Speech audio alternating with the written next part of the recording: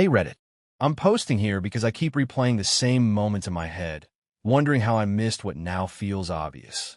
I've been married to my wife for 10 years. No kids, stable life, predictable routines. We weren't flashy, but I thought we were solid. For a long time, the biggest issue in our marriage was silence. Not fighting silence, comfortable silence. Or at least that's what I told myself. She stopped sharing details about her day. Conversations became summaries instead of stories. When I asked questions, she'd say, "Nothing interesting happened," over and over. At first, I thought this was just adulthood. Work stress, burnout, the slow settling that everyone warns you about, but says is normal. She still showed up to family events, still laughed at the right moments, still said love you before bed. But something felt rehearsed. She started protecting her phone in subtle ways. Not panic-level secrecy, just enough that I noticed. Password changed. Notifications muted. Screen always angled away from me. When I joked about it once, she smiled and said, "Wow, you're really paying attention lately." It didn't sound like a compliment. What really stuck with me was how calm she became. No jealousy. No curiosity about my life. No concern if I came home late. It felt like she already knew where I was, even when she didn't. I told myself this was trust, maturity, growth. Now I realize it might have been something else entirely. Because silence, I learned too late, isn't always peace. Sometimes it's just what happens when someone has already checked out. The thing that finally broke the illusion wasn't dramatic. No messages popping up. No lipstick on a collar. It was a detail so small I almost ignored it. She started leaving the house earlier than usual on Saturdays. Said she was meeting a co-worker for coffee or running errands. I didn't question it. We'd always been pretty independent like that. One morning, though, I noticed she dressed differently. Not fancy, intentional. Hair done, just enough. Makeup subtle but deliberate. The kind of effort people make when they expect to be seen, not when they're grabbing groceries. I asked, half joking, "Big plans?" She smiled without looking at me. "Just stuff." That answer lingered. Later that day, I was cleaning the kitchen when her laptop chimed from the living room. It was open, something she never did anymore. I wasn't trying to snoop, but a notification preview flashed across the screen before I could look away. A calendar reminder. Brunch, don't be late this time. No name, no context, just that. My chest tightened. We never did brunch, and she hated being told what to do with her time. When she got home, I asked casually, "How was coffee?" She paused for just a beat. "Good." "What?" "No reason," I said. "You were gone a while." She shrugged. "Traffic." Later that night, lying in bed next to her, I realized something unsettling. The details of her day didn't line up anymore. Not in a way I could point to, but in a way I could feel. It was like listening to a song where one note is always slightly off. You can't explain it, but your brain won't relax. That was the moment I stopped telling myself I was just imagining things. And once you start paying attention, it's impossible to stop. After that Saturday, I started noticing patterns I'd trained myself not to see. Her schedule suddenly had a rhythm that didn't include me. Early Saturdays, 1 or 2 late Wednesdays. Phone calls she took outside because the reception was better. She'd come back in calmer than before, like whatever tension she'd been carrying had already been dealt with somewhere else. I tested small questions. Nothing accusatory. "Who did you run into today?" "Anyone I know?" Her answer stayed vague. Always plural. "People. Work friends. Just co-workers." No names. No stories. Nothing I could follow up on. The weird part? She stopped checking in on me completely. Didn't ask how my day was. Didn't care if I stayed late at work. Once, I came home 2 hours later than usual without texting, and she didn't even look up. That should have felt freeing. Instead, it felt like I'd disappeared from my own marriage. The moment that really stuck with me happened one night while we were watching TV. She laughed at a joke on her phone, quietly, to herself. I glanced over and asked, "What's funny?" She turned the screen away without thinking. Just something stupid, but she didn't show me. She never did anymore. I remember sitting there thinking, when did I become someone she hides things from? And just as quickly, another thought followed. Or have I always been, and I'm only now noticing? I didn't confront her. Not yet. But that night, lying awake while she slept beside me, I made a quiet decision. I was done ignoring the feeling in my chest. If something was wrong, I was going to find out, even if the answer hurt. I didn't go digging right away. I wanted to be sure I wasn't turning into someone I didn't recognize, suspicious, paranoid, desperate for proof. So I did the opposite. I listened. I paid attention to how she talked. Not what she said, but how quickly her answers came, how polished they were. Every explanation felt pre-packaged, like she'd already rehearsed it for an audience that wasn't me. One evening, she mentioned, offhandedly, that she might need to travel for work the following weekend. It was said casually, almost as an afterthought. I nodded. Which project? She hesitated. Just long enough. I don't know yet, she said. It's still up in the air. That night, I checked the shared calendar we'd used for years. No trip, no meetings, nothing marked as tentative. I told myself it didn't mean anything. The next day, while we were cooking dinner, I asked again, "So about that work trip, any updates?" She smiled too quickly. "I told you, it's not even confirmed." But the story had already shifted. Different wording, different tone, same reassurance. That's when it clicked. I wasn't being reassured.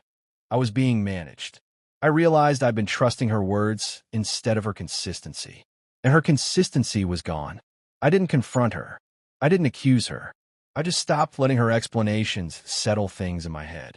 Because once trust starts to crack, every answer becomes a question. And I knew the next step, whatever it was, would change everything.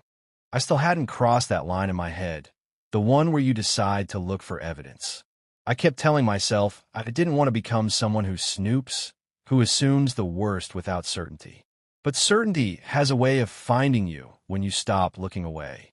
One evening, she asked me to grab her charger from the car. Her phone was plugged in on the kitchen counter, screen dark. I picked it up to unplug it, and as I did, the screen lit up with a notification preview before I could turn away. A name I didn't recognize, and a message that read, "I still feel your hands on me." I stood there frozen, charger dangling from my fingers, my heart pounding so hard I thought she might hear it from the other room. I didn't open the message. I didn't need to. That single line said more than any confession ever could. When I walked back inside, she was on the couch scrolling through her tablet, completely relaxed. I handed her the charger and sat down across from her, studying her face like I was seeing it for the first time. She smiled. "Everything okay?" I almost laughed at the normality of it. The ease. The confidence that her secret was still safe. "Yeah," I said. "All good." But something inside me had shifted. The doubt was gone. The internal debate was over. I wasn't imagining things. I wasn't overthinking. And I wasn't wrong. The realization didn't come with explosive anger. It came with a quiet, sinking sadness, and the knowledge that the next conversation we had would never be the same. Because once you see the truth, you don't get to put it back. I didn't confront her right away. I know some people would have exploded on the spot, demanded the phone, demanded answers. But I needed to hear how she'd explain things when she thought she was still in control. The next morning over coffee, I asked as casually as I could, "Do you ever feel like we've been drifting lately?" She looked up, surprised, then smiled softly. "Of course not. Why would you think that?" I shrugged. "Just feels like we don't talk as much." She reached across the table and squeezed my hand. "You're imagining it. We're fine. You've just been stressed." There it was. Clean. Simple. Reassuring. Later that evening, I tried again. "Who were you texting last night?" This time, her reaction was sharper. "Why?" "No reason," I said. "I just noticed you smiling." She sighed loudly. "I can't even laugh without being interrogated now." I told her I wasn't accusing her of anything. I just wanted honesty. She leaned back in her chair and looked at me like I was disappointing her. "You always do this," she said. "You get in your head and start connecting things that aren't there. It's exhausting. Exhausting." That word stuck with me. Not hurtful. Not confusing. Exhausting, like I was the problem she had to manage. I realized then that this wasn't going to be a confession moment. She wasn't going to crack under gentle questions. She was too practiced for that. And as calm as I sounded on the outside, something hardened inside me. Because if this was how she responded to the truth being this close to the surface, then the truth was probably much worse than I'd imagined. By the end of that week, I noticed something else changing, not her behavior toward me, but how other people looked at me. My sister asked if I was doing okay. A coworker pulled me aside and said, "Marriage stuff can really mess with your head, man." Even her mom texted me one night, out of the blue, just checking in. Make sure you're taking care of yourself. It didn't feel supportive. It felt coordinated. That's when I realized she wasn't just lying to me anymore. She was preparing the ground, planting the idea that I was unstable, stressed, imagining problems, that if something came out later, there would already be an explanation ready. I tested it once. We were at dinner with friends, and I jokingly said, "She's been glued to her phone lately." She laughed first, loudly. "Oh my God, here we go," she said. "He's been on this paranoia kick all week." Everyone laughed with her. I smiled too, but inside something dropped. She hadn't just dismissed me, she'd labeled me. And once that label sticks, anything you say after sounds like proof. That night, I asked her directly, "Have you been telling people I'm paranoid?" She didn't deny it. She tilted her head and said, "I'm just being honest about how you've been acting." That was the moment I understood the real danger. It wasn't just the affair. It was the rewriting of reality, where I became the problem, and her secrecy became self-protection. And I knew then, if I didn't get clarity soon, I wasn't just going to lose my marriage. I was going to lose my voice. After that dinner, I stopped trying to confront her emotionally. I realized any reaction I gave her would just be folded into the story she was already telling about me. So I went quiet. I watched. I waited. A few nights later, she fell asleep on the couch with her tablet still on her lap. That almost never happened. I stood there for a long second, arguing with myself. I didn't want to cross that line, but I also knew this might be the only chance I'd get. I picked it up. She'd forgotten to close one of her messaging apps. No lock. No notifications hidden.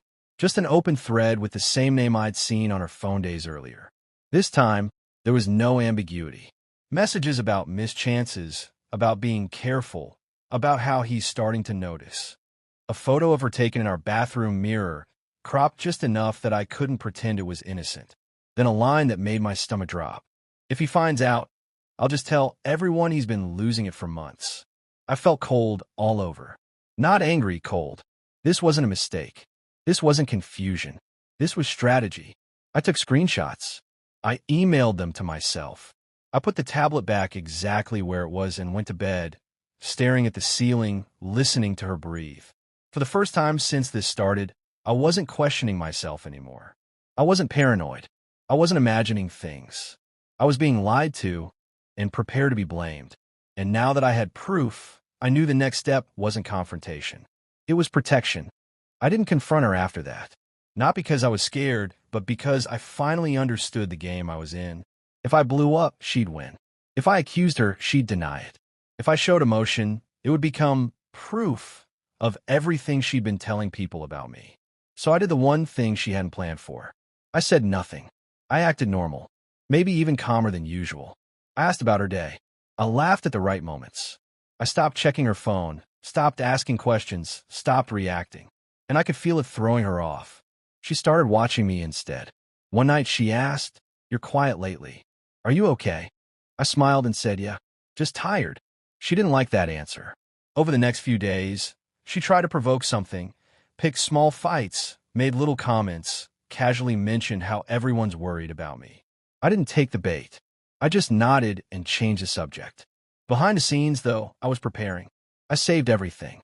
Messages, dates, screenshots. I wrote down timelines while they were still fresh in my head. I talked to a lawyer, not to start a war, but to understand my options and protect myself if things went sideways. The lawyer told me something I'll never forget. People who build a narrative usually panic when it stops working. That panic started showing up faster than I expected. She became restless, checked her phone constantly, asked where I was going, who I was talking to. The roles had reversed, and she felt it slipping. That's when I knew the confrontation, when it finally happened, wouldn't go the way she expected. Because I wasn't coming in blind anymore. I was coming in prepared. I finally confronted her on a Sunday night. No anger, no raised voice, just facts. I told her I knew about the messages. I told her I'd seen the thread where she talked about me losing it. I didn't show her the screenshots. I didn't need to. Her face told me everything before she said a word. She tried to laugh it off at first. You seriously went through my stuff? Then she switched. You took that out of context. Then again, you've been distant. You pushed me away. The speed of it was almost impressive. Denial, minimization, blame, one after another like she'd practiced. I asked her one question and waited. Were you planning to tell people I was unstable if this came out? She stared at me for a long moment. Then she said, I was just protecting myself. That was it. No apology. No regret. Just justification. I told her I'd spoken to a lawyer. That's when she panicked. You didn't have to escalate this, she said sharply. You're making this ugly. I looked at her and said, calmly, you made it ugly when you decided the truth needed a cover story. She went quiet, not reflective, calculating, like she was already adjusting to a new version of events. And in that moment, I realized something crucial. This wasn't a marriage problem anymore. It was an exit problem. After that confrontation, she didn't explode the way I expected. She didn't cry. She didn't beg. She went quiet. Not the sad kind of quiet. The strategic kind. The next few days felt surreal. She started sleeping later, spending more time out, making vague comments about needing space to think. Meanwhile, people around me suddenly became very careful with their words. Friends asked how I was coping. Her brother messaged me, saying he hoped I was getting support. She was still pushing the story. Then one evening, she made a mistake. We were arguing, calmly at least on my side, and she said, this is exactly what I was afraid of. You're spiraling just like I told Emily you would. She stopped mid-sentence. Too late. I looked at her and said, so you did tell people I was unstable. She tried to backtrack. That's not what I meant. But the damage was done. She'd admitted it without realizing it. The mask had slipped just enough. That night, I sent a few careful messages of my own. Not accusations. Just facts. Screenshots. Dates. No commentary. I let the evidence speak for itself. The responses I got weren't dramatic. They were quiet. Confused. A few apologies. And that's when I knew the narrative she'd built was starting to crack. Because lies need constant maintenance. The truth doesn't. Once the narrative started cracking, I expected to feel relief. Vindication. Something like justice. Instead, I felt tired. I realized I'd been living in a defensive crouch for weeks, maybe months, bracing for the next lie, the next reframing, the next quiet accusation disguised as concern. Even with the truth coming out, I was still reacting to her moves, still letting her set the pace. That's when it hit me. Proving I wasn't crazy wasn't the same as being free. She noticed the shift in me almost immediately. I stopped explaining myself, stopped arguing details. When she tried to bait me with, so now everyone's against me? I didn't answer. When she asked if I was really going to throw everything away, I said, I'm choosing what I can live with. That night, I slept on the couch by choice. Not in protest. In clarity. The next morning, I called the lawyer again, not to ask if I should leave, but how. What steps protected me? What silence meant legally? What boundaries actually looked like in practice? When I hung up, my hands were shaking. Not with fear, with finality. She came into the room and asked, are you serious about this? I looked at her and realized I wasn't angry anymore. I wasn't even sad. I'm serious about not doing this again, I said. And for the first time, she didn't have a response ready. Once the decision was made, everything slowed down. There were no dramatic scenes, no shouting matches, no last-minute confessions.